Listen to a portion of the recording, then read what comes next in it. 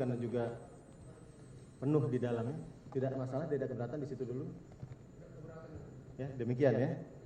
Silakan duduk.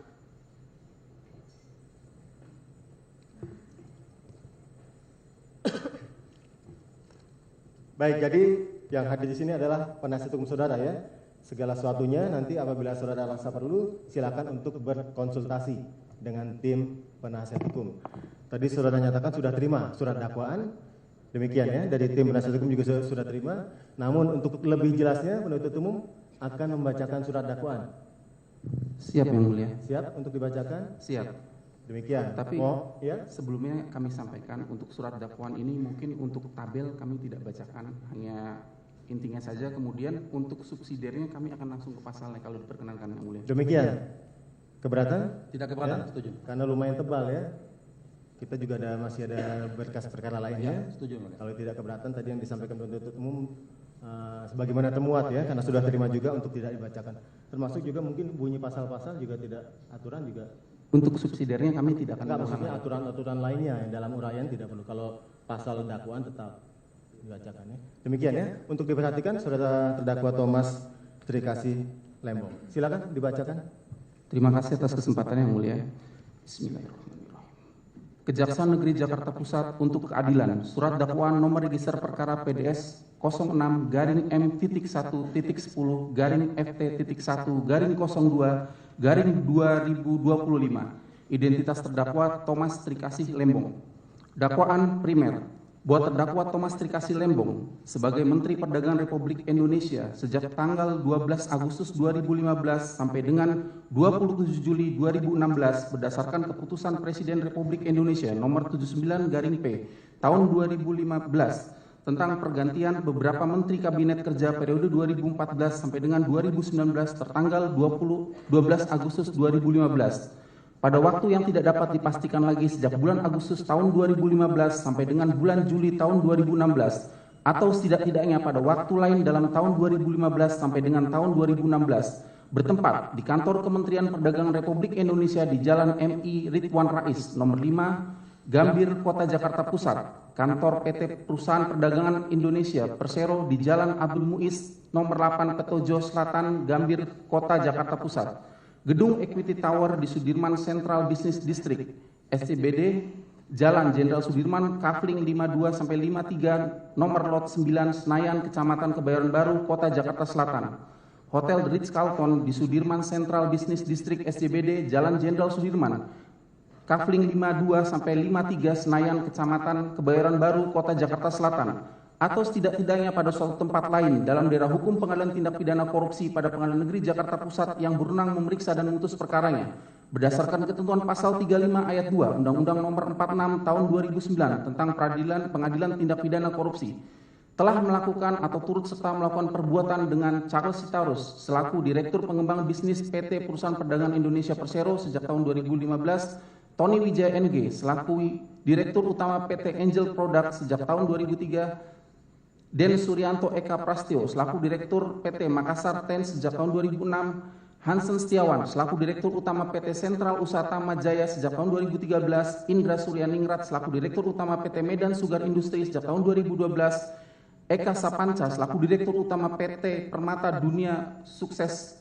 Utama sejak tahun 2015, Wisnu Hendraningrat selaku Presiden Direktur PT Andalan Fumindo sejak tahun 2015, Hendro Giarto Aktio selaku Direktur PT Duta Sugar Industri sejak tahun 2019, Hens Walita Hutamas selaku Direktur Utama PT Berkah Manis Makmur sejak tahun 2010, Ali Sanjaja Budi Darmo selaku Direktur Utama PT Kebun Tebu Mas sejak tahun 2011. Masing-masing dilakukan penuntutan secara terpisah secara melawan hukum, yaitu terdakwa Thomas Trikasih Lembong tanpa didasarkan rapat koordinasi antar kementerian menerbitkan surat pengakuan impor atau persetujuan impor gula kristal mentah periode tahun 2015 sampai dengan periode tahun 2016 kepada Tony Wijaya NG melalui PT Angel Product, Den Suryanto Eka Prastyo melalui PT Makassar Ten, Hansen Setiawan melalui PT Sentra Usaha Tama Jaya, Indra Suryaningrat selaku melalui PT Medan Sugar Industri, Eka Sapanca melalui PT Permata Dunia Sukses Utama, Wisnu Hendraningrat melalui PT Andalan Furnindo Hendro Giarto Atiwo melalui PT Duta Sugar Industri, Hanus Valita Hutama melalui PT Berkah Manis Makmur, Ali Sanjaja Budi Darmo melalui PT Kebun Tebu Mas, dan Ram Krishna Parsat Venskah Murti melalui PT Dharmapala Usaha Sukses.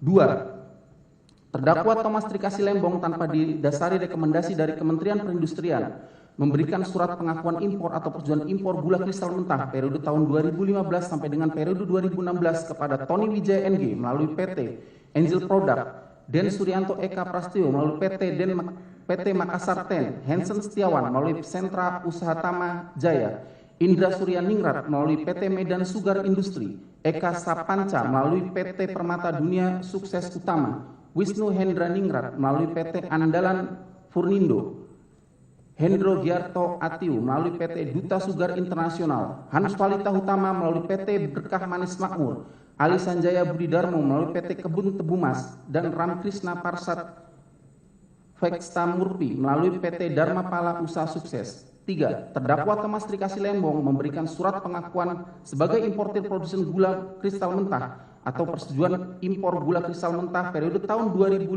sampai dengan tahun 2026 kepada Tony Wijaya NG melalui PT Angel Product, Den Suryanto Eka Prastio melalui PT Makassar Tin, Hansen Setiawan melalui PT Sentra Usaha Tamajaya, Indra Surya Ningrat melalui PT Medan Sugar Industri, Eka Sapanca melalui PT Permata Dunia Sukses Utama, Wisnu Hendra Ningrat melalui PT Andalan Furnindo,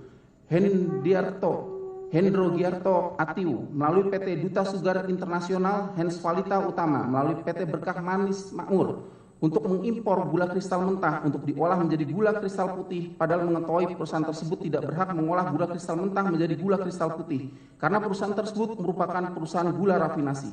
4. Terdakwa Thomas Trikasi Lembong pada tahun 2015 memberikan surat pengakuan sebagai importir produsen gula kristal mentah kepada Tony Wijaya NG melalui PT Angel Product untuk diolah menjadi gula kristal putih yang dilakukan pada saat produksi dalam negeri gula kristal putih mencukupi dan pemasukan atau realisasi impor gula kristal mentah tersebut terjadi pada musim giling.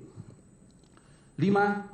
Terdakwa Thomas Trikasi Lembong tidak menunjuk perusahaan BUMN untuk pengendalian ketersediaan dan stabilisasi harga gula, melainkan menunjuk Induk Koperasi Kartika atau Inkorkar, Induk Koperasi Kepolisian Negara Republik Indonesia atau Inkopol, Pusat Koperasi Kepolisian Republik Indonesia atau Puskopol, Satuan Koperasi Kesejahteraan Pegawai atau SKKP TNI Polri. 6. Terdakwa Thomas Trikasi Lembong. Sebentar, mohon maaf ya. Mohon maaf, terdakwa juga posisi duduk yang baik saja. Kaki. Tidak perlu disilangkan kakinya. Mohon maaf Bapak. Oke, baik. Silakan bisa dilanjutkan. Kami lanjutkan yang mulia. 6. Terdakwa Thomas Trikasi Lembong memberi penugasan kepada PT Perusahaan Perdagangan Indonesia Persero untuk melakukan pengadaan gula kristal putih dengan cara bekerjasama dengan produsen gula rafinasi karena sebelumnya Charles Sitorus bersama-sama dengan Tony Wijaya NG selaku Direktur Utama Angel Product, Dennis Suryanto Eka Prastio selaku Direktur PT Makassar Ten, Hansen Setiawan selaku Direktur Utama PT Sentra Usaha Tamajaya, Indra Surya Ningrat selaku Direktur Utama PT Medan Sugar Industri, Eka Sapanca selaku Direktur Utama PT Permata Dunia Sukses Utama, Wisnu Hendra Ningrat selaku Presiden Direktur PT Andalan Furnindo, Hendro Giarto Atio selaku Direktur PT Duta Sugar Internasional, Hanus Valita Hutama selaku Direktur Utama PT Berkah Manis Makmur, Ali Sanjaja Budi Darmo selaku Direktur Utama PT Kebun Tebu Mas telah menyepakati pengaturan harga jual gula dari produsen kepada PT PPI dan pengaturan harga jual dari PT PPI kepada distributor di atas harga patokan petani atau HPP. 7. Terdakwa Thomas Trikasi Lembong tidak melakukan pengendalian atas distribusi gula dalam rangka pembentukan stok gula dan stabilisasi harga gula yang seharusnya dilakukan oleh BUMN melalui operasi pasar dan atau pasar murah. Perbuatan-perbuatan tersebut di atas bertentangan dengan 1. Pasal 36 ayat 1, Pasal 36 ayat 2, Undang-Undang Nomor 18 Tahun 2012 tentang Pangan. 2. Pasal 15 ayat 1, Pasal 15 ayat 2, Pasal 15 ayat 3, Undang-Undang Nomor 19 Tahun 2013 tentang Perlindungan dan Pemberdayaan Petani. 3. Pasal 26 ayat 1, Pasal 26 ayat 3, Pasal 27 Undang-Undang Nomor 7 Tahun 2014 tentang Perdagangan. 4. Pasal 4 Peraturan Pemerintah Nomor 60 Tahun 2008 tentang Sistem Pengendalian Intern Pemerintah. 5. Pasal 5 ayat 1, Pasal 5 ayat 3, Pasal 5 ayat 7, dan Pasal 5 ayat 8 Peraturan Presiden Nomor 71 Tahun 2015 tentang penetapan dan penyimpanan barang kebutuhan pokok dan barang penting. 6. Pasal 2 ayat 3, Pasal 3 ayat 2 huruf F, Pasal 7 ayat 2, ayat 6, Pasal 8, dan Pasal 9 ayat 1 Kep Memperindap nomor 571 garing MPP garing Kep garing 9 garing 2004 tentang ketentuan impor gula. 7. Pasal 2 ayat 1, Pasal 3, Pasal 4, Pasal 6 ayat 1, dan Pasal 9 ayat 1 Peraturan Menteri Perdagangan nomor 117 garing M strip dak garing per garing 12 garing 2015 tanggal 23 Desember 2015 tentang ketentuan impor gula. Melakukan perbuatan memperkaya diri sendiri atau orang lain atau suatu korporasi, yaitu memperkaya Tony Wijaya NG melalui PT Angel Product sebesar 144.213.226.287,5 rupiah, yang diperoleh dari kerjasama impor gula PT Angel Product dengan Inkopkar, Inkopol, dan PT PPI. 2. Memperkaya Den Suryanto Eka Prastio melalui PT Makassar Ten sebesar 31.190.887.951 rupiah,27 yang diperoleh dari kerjasama impor gula PT Makassar Ten dengan Inkopol dan PT PPI. 3. Memperkaya Hen Setiawan melalui PT Sentra Usaha Tama Jaya sebesar 36.870.441.420 rupiah,95 yang diperoleh dari kerjasama impor gula PT Sentra Usaha Tama Jaya dengan Inkopol dan PT PPI.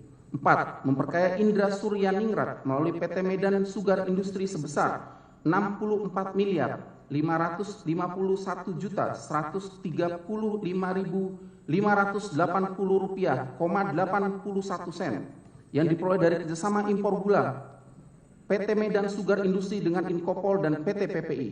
5. Memperkaya Eka Sapanca melalui PT Permata Dunia Sukses Utama sebesar 26.160.671.773 rupiah,93 yang diperoleh dari kerjasama impor gula PT Permata Dunia Sukses Utama dengan Inkopol dan PT PPI.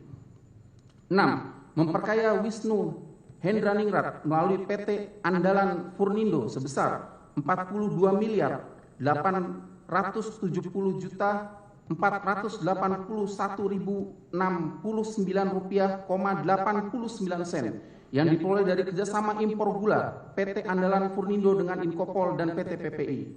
7. Memperkaya Hendro Giarto Atiwo melalui PT Duta Sugar Internasional sebesar 41.226.293.608 rupiah,16 yang diperoleh dari kerjasama impor gula PT Duta Sugar Internasional dengan PT PPI. 8. Memperkaya Hens Walita Hutama melalui PT Berkat Manis Makmur sebesar 74.053.958.290 rupiah,80 yang diperoleh dari kerjasama impor gula PT Berkah Manis Makmur dengan Inkopol, PT PPI, dan SKKP TNI Polri atau Puskopol. 9. Memperkaya Alisan Jaja Budi Darmo melalui PT Kebun Tebu Mas sebesar 47.068.288.631 rupiah,27 yang diperoleh dari kerjasama impor gula PT Kebun Tebu Mas dengan PT PPI. 10. Memperkaya Ramkrishna Parsat Venkesta Murti melalui PT Dharma Pala Usaha Sukses sebesar 5.973.356.356 rupiah,22 yang diperoleh dari kerjasama impor gula Dharma Pala Usaha Sukses dengan Inkopol. yang merugikan keuangan negara sebesar 515 miliar 447.970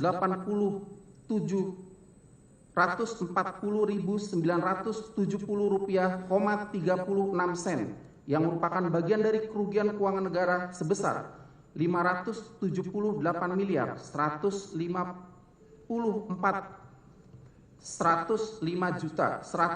juta 409.622 rupiah, 47 sen. Berdasarkan laporan hasil audit perhitungan kerugian keuangan negara atas dugaan tindak pidana korupsi dalam kegiatan importasi gula di Kementerian Perdagangan tahun 2015 sampai dengan tahun 2016 nomor P.01-R-S/5/D5/01/2025 tanggal 20 Januari 2025 dari Badan Pengawas Keuangan dan Pembangunan Republik Indonesia atau BPKP RI.